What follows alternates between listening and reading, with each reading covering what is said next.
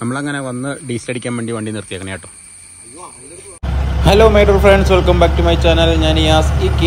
അപ്പോൾ നമ്മൾ ഇന്നത്തെ യാത്ര പോകുന്നത് ശരിക്കും പറഞ്ഞാൽ മാമലക്കണ്ണം കൊയിനിപ്പാറയിലേക്കാട്ടോ. നമ്മൾ മാത്രമല്ല, നമ്മൾ മൊത്തം 4 വണ്ടിയുണ്ട്. നമ്മുടെ സുജിനും ബ്രോയുടെ കൂടെ ജിജിനും ഇതൊക്കെ ഉണ്ട് കേട്ടോ. നമ്മുടെ റുബിക്കോൺ, അതായത് ഫോർച്യൂണർ, ഇതൊക്കെ ഉണ്ട്. പിന്നെ നമ്മുടെ വണ്ടി യാസിനിപ്പയുടെ വണ്ടി. ഇത്രയും വണ്ടിയായിട്ടാട്ടോ നമ്മൾ പോകുന്നത്. നല്ല രസമായിരിക്കും എന്നുള്ളൊരു പ്രദേശത്തിലാണ്. കുറച്ച് ദിവസം വീഡിയോ ഇടാൻ താമസിച്ചായിരുന്നു കേട്ടോ. ഒന്നും തോന്നരുത്. ഇനി അങ്ങോട്ടേക്ക് എല്ലാ ദിവസവും തന്നെ നമ്മൾ മാക്സിമം വീഡിയോ ചെയ്യാൻ നമ്മൾ ഉദ്ദേശിക്കുന്നുണ്ട്. അപ്പോൾ എന്തായാലും നേരിമംഗലം പാലം കണ്ടു കഴിഞ്ഞാൽ വീഡിയോ എടുക്കാതിരിക്കാൻ എന്തായാലും പറ്റത്തില്ല. ഞാനല്ലാട്ടോ എടുക്കുന്ന അടുത്തുനിന്ന് യാസീനല്ലല്ലോ ഇത് അൽസാബിത്ത് എടുത്ത വീഡിയോ കേട്ടോ. അപ്പോൾ അങ്ങനെ സൈഡിൽ നിന്ന് വീഡിയോ എടുത്തിട്ടുണ്ട്. ക്യാബിൻ്റെ അകത്തുനിന്ന് ഉദ്ദേശിച്ചത് നമ്മൾ വീഡിയോ എടുക്കാണ്ടിരുന്നാൽ മതിയായിരിക്കും എന്നുള്ളൊരു പ്രതീക്ഷയിലാണ് നമ്മളിങ്ങനെയുള്ള വീഡിയോ ഒക്കെ ചെയ്യുന്നത് കേട്ടോ. നല്ല ബ്ലോക്കായിരുന്നു എന്തായാലും. കാരണം ഇപ്പം മൂന്നാർ വഴിക്ക് പോകുമ്പോൾ അറിയാം, നല്ല ക്ലൈമറ്റാണ്, നല്ല തണുപ്പാണ്, മഞ്ഞാണ്. അതുകൊണ്ട് തന്നെ നല്ല തിരക്കുള്ള സമയം കേട്ടോ. അപ്പോൾ നമ്മൾ എന്തായാലും അങ്ങോട്ട് പോവാണ്. ബാക്കി വിശേഷങ്ങളൊക്കെ ഇനി പോയി കണ്ട് മനസ്സിലാക്കാം കേട്ടോ.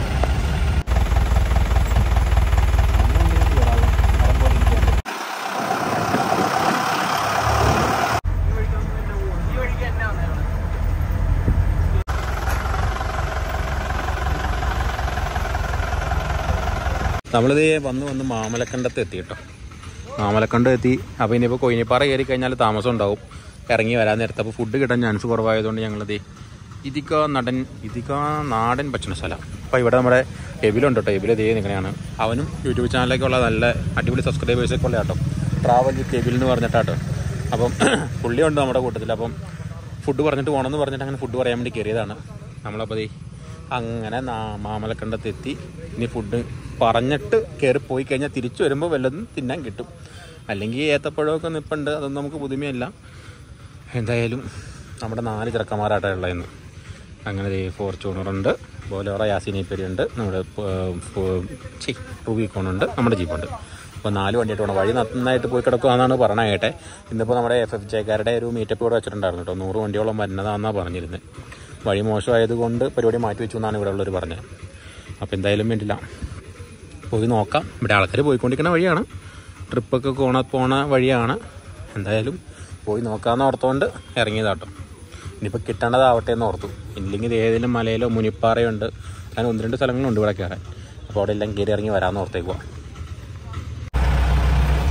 റേറ്റ് കൂടുതലോ? ഇറന്നോർത്തണ്ട.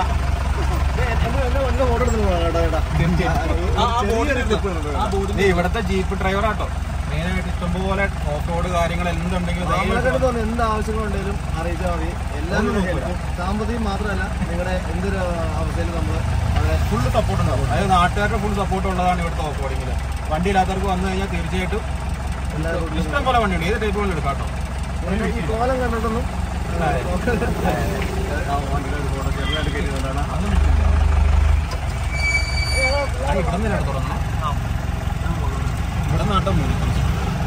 ഇവിടെ നാട്ട് നമ്മുടെ ഓഫ് റോഡ് സ്റ്റാർട്ട് ചെയ്യണേ. അപ്പോൾ ഇവിടെ ഇഷ്ടംപോലെ വണ്ടികൾ വന്നു കഴിഞ്ഞാൽ ഇവിടെ കിട്ടാനുണ്ട്. പിന്നെ അതുകൂടാണ്ട് ഇവിടെ റേറ്റ് കാര്യങ്ങളൊക്കെ എഴുതി വെച്ചിട്ടുണ്ട് കേട്ടോ.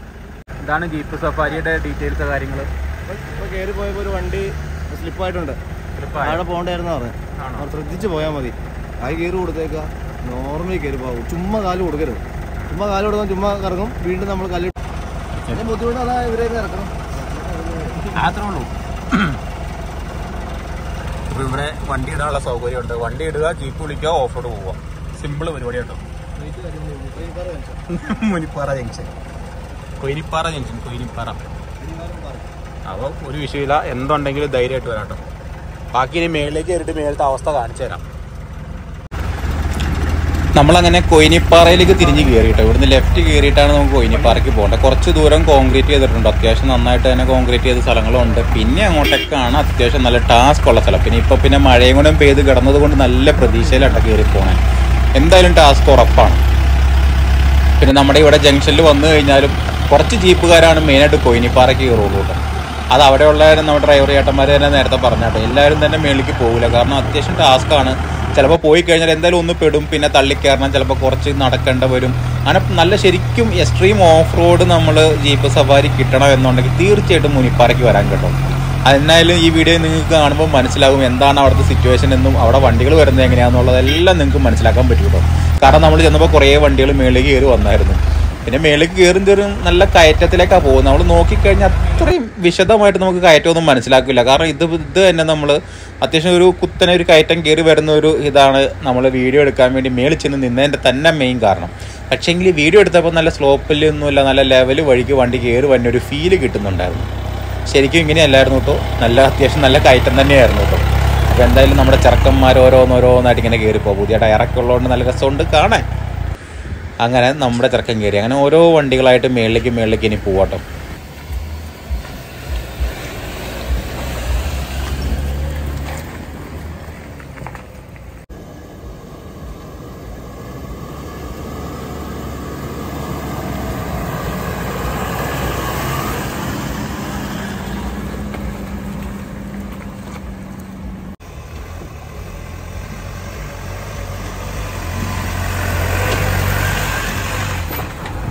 പിന്നെ വേറൊരു കാര്യം എന്ന് വെച്ച് കഴിഞ്ഞാൽ ഇവിടെ ജീപ്പുമായിട്ട് ഓഫ് റോഡ് വരുമ്പോൾ നമ്മൾ ഏറ്റവും കൂടുതൽ ബഹുമാനം കൊടുക്കേണ്ടത് ഇവിടുത്തെ ഓഫ് റോഡ് ചെയ്യുന്ന ജീപ്പുകാരോടാട്ടോ. കാരണം എന്തെന്ന് വെച്ച് കഴിഞ്ഞാൽ അവർ അരി മേടിക്കാൻ വേണ്ടി കിടന്ന് കാണിക്കണതാണ്, അരി മേടിക്കാൻ വേണ്ടി പോകുന്നതാണ്. നമ്മൾ അവർക്ക് തടസ്സമാകുന്ന രീതിയിൽ ഒന്നും നിൽക്കരുത്. അവർ ഹോൺ അടിച്ച് കഴിഞ്ഞാൽ നമ്മൾ വട്ടം വെച്ചുകൊണ്ട് നിൽക്കാനോ ഒന്നും ചെയ്യാതെ മാറിക്കൊടുത്തോളുക. അതാണ് ഏറ്റവും നല്ല കാര്യം. ഇപ്പം നമ്മൾ തന്നെ ഇവിടെ കയറിയപ്പോൾ ഒരു കല്ല് പോലും നമ്മൾ ഇളക്കാണ്ട് വളരെ മയത്തോടു കൂടിയിട്ടാണ് മേളിലേക്ക് കയറിയത്. കാരണം ചുമ്മാ നമ്മൾ അടിച്ച് പറിച്ച് കയറിയിട്ടൊന്നും ഒരു കാര്യമില്ല. നമ്മൾ ഓരോ ട്രാക്കും മനസ്സിലാക്കി അതിനനുസരിച്ച് പയ്യെ കാല് കൊടുത്തു കഴിഞ്ഞാൽ ഒരു കുഴപ്പം ഉണ്ടാവില്ല, വണ്ടി കറങ്ങൂല പിടിക്കൂല ഒന്നും ഇല്ലാണ്ട് കയറി പോകുള്ളൂ. ഇപ്പോൾ ഈ സ്ഥലം തന്നെയാണെങ്കിൽ അത്യാവശ്യം നല്ല ഹെവി ആയത്. ഇപ്പോൾ മേളിൽ നിന്ന് എടുത്തുകൊണ്ടൊന്നും മനസ്സിലായില്ല. താഴെ വെച്ച് നോക്കിക്കഴിഞ്ഞാൽ അവിടെ ഒരു കല്ല് കഷ്ണമുണ്ട്, ഒരു പാറയുണ്ട്. ആ പാറയെ കൂടെ കയറിയിട്ട് മേളിലേക്ക് വേണം പോകാൻ കേട്ടോ. അത് നമ്മൾ ഈ മേളിൽ നിന്ന് നോക്കുമ്പോൾ അത്ര കറക്റ്റായിട്ട് നമുക്ക് കിട്ടുന്നില്ല. അപ്പം ഫ്രണ്ടിൽ നിന്നുള്ള വ്യൂ കിട്ടണം എന്നുള്ളതുകൊണ്ട് നമ്മൾ ഇങ്ങനെ നിന്ന് നോക്കിയത്. പക്ഷെ അതൊരു സക്സസ് ആയില്ല ശരിക്കും പറഞ്ഞാൽ. ഇപ്പോൾ ലെവൽ വഴിയായിട്ട് തോന്നിക്കുള്ളൂ. പക്ഷേ ആ കയറണത് ഒരു കയറ്റം ഉണ്ട് കേട്ടോ. എന്തായാലും നല്ലൊരു എക്സ്പീരിയൻസ് ആയിരുന്നു. ഈ ക്ലൈമറ്റും ഒരു രക്ഷയില്ലായിരുന്നു കേട്ടോ.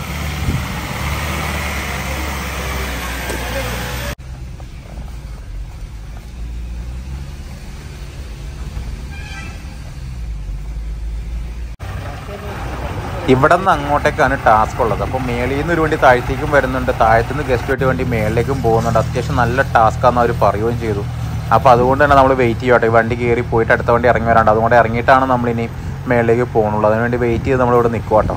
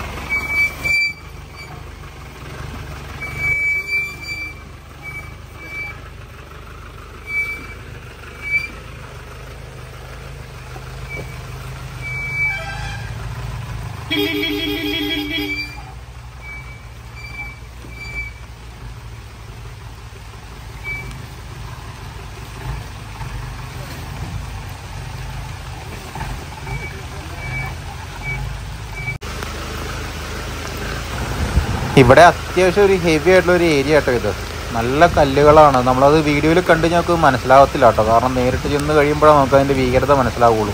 ഞാൻ ആദ്യം ചെന്നപ്പോഴേക്കും നമുക്കിവിടെ കയറാൻ പറ്റുമെന്നൊരു തോന്നിപ്പോയി. പക്ഷേ അവിടെയൊക്കെ നല്ല കൂളായിട്ടോ വണ്ടിയായി കയറി പോകുന്നത്.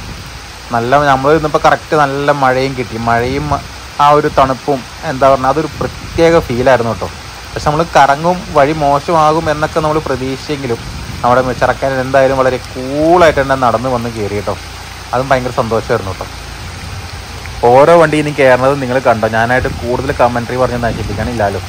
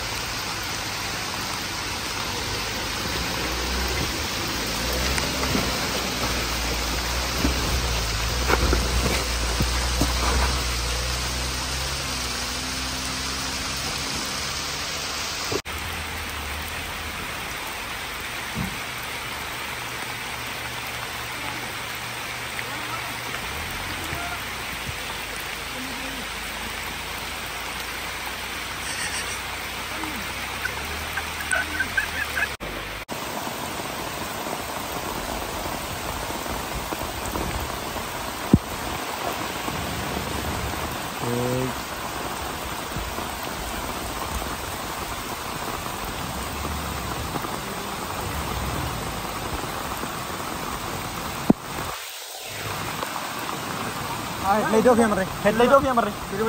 ഹെഡ്ലൈറ്റ് ഓഫ് ചെയ്യാൻ പറ.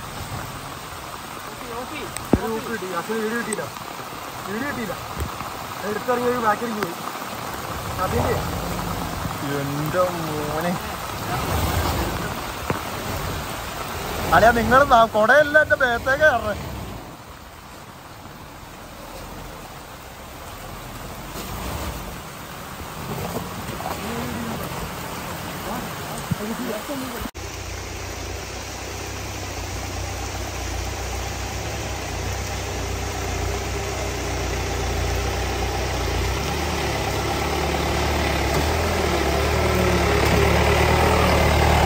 Turkey camera നനഞ്ഞിരിക്കുക.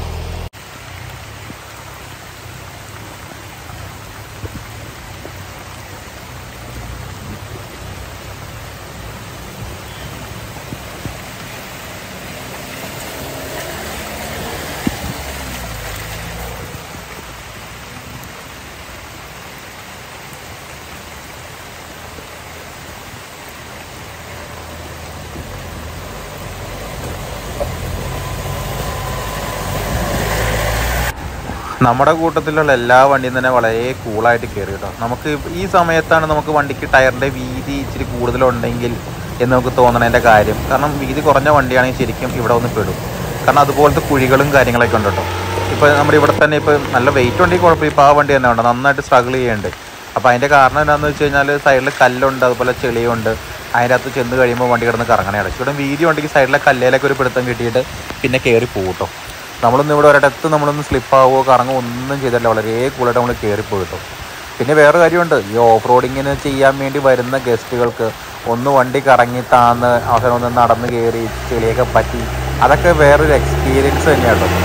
അടി കയറി വന്നാണ്ട് എന്നെ വരവാൻ നോക്കിയ സാധനം വളരെ കൂളായിട്ടാട്ടോ വണ്ടി വന്നത്. പക്ഷേ ഇതിൻ്റെയൊക്കെ ടയർന്നുണ്ടോ നമ്മുടെ സാധാ ലൈൻ കട്ട കേട്ടോ. അതും വെച്ചിട്ട് ഇവർ ഇതിൻ്റെ മേളിൽ കിടന്ന് സർക്കസ് കളിക്കുന്ന ആൾക്കാരാണ്. അതൊക്കെ വെച്ച് നോക്കുമ്പോൾ നമ്മളൊക്കെ എന്നതാ ഒന്നുമില്ല. പക്ഷെ ഗസ്റ്റിന് ഇതും താല്പര്യമോ. ഗസ്റ്റ് എന്ന് വെച്ചാൽ നമ്മളൊക്കെ തന്നെ നമ്മളൊക്കെ ഓഫ് റോഡ് പോകുമ്പോൾ എവിടെയെങ്കിലും നിന്ന് പെടണം, മഴയത്ത് നനയണം, കുളിക്കണം, നല്ല ടാസ്ക് എടുക്കണം, കഷ്ടപ്പെടണം. ആ ഒരു മൈൻഡും വെച്ചിട്ട് ഓഫ് റോഡൊന്നും ചെയ്ത് നോക്കിയാൽ ഒരു രക്ഷയായിക്കോട്ടോ. അതേ ആ പക്ക ഓഫ് റോഡിങ് എക്സ്പീരിയൻസ് കിട്ടണമെങ്കിൽ ശരിക്കും പറഞ്ഞാൽ ഇവിടെ തന്നെ വന്ന് ചെയ്യണം കേട്ടോ. അത് വാഗമണൊക്കെ പോയാലും അവിടെയൊക്കെ ആണെങ്കിൽ അത്യാവശ്യം. പക്ഷെ അവിടെയൊക്കെ കമാൻഡറിൽ വരെ നമ്മൾ ഓഫ് റോഡ് ചെയ്ത് നടത്തുന്നുണ്ട്. ടൂ വീൽ ഡ്രൈവുള്ള കമാൻഡർ വരെയും ചെയ്തു. പക്ഷെ ഇതെന്ന് വെച്ച് കഴിഞ്ഞാൽ എക്സ്ട്രീമാണ്. ഓരോ വണ്ടിയും നല്ല കഷ്ടപ്പെട്ടിട്ട് അവിടെ നിന്ന് കയറുന്നത്. അപ്പോൾ നമ്മളവിടെ വണ്ടി വരുന്നതുകൊണ്ട് നമ്മൾ മാറി സൈഡിലേക്ക് നിന്ന് കൊടുത്തേക്കും കേട്ടോ. അപ്പം താഴത്തുനിന്നും വണ്ടി മേളിലേക്ക് വരുന്നുണ്ട്, മേളിൽ നിന്നും താഴത്തേക്ക് ഇറങ്ങി പോകുന്നുണ്ട്. അപ്പോൾ അതുകൊണ്ട് നമ്മളൊന്ന് ഒതുങ്ങി നിൽക്കുക മേളിലേക്ക് മാറി. അപ്പോൾ ഇവിടെ നിന്ന് വന്ന് കയറി പോകുന്ന ഇവിടെയുള്ള ആളുകളുടെ കലാപരമായ കഴിവുകൾ കാണാൻ വേണ്ടി നമ്മൾ ഇങ്ങനെ കാത്തിരിക്കുക.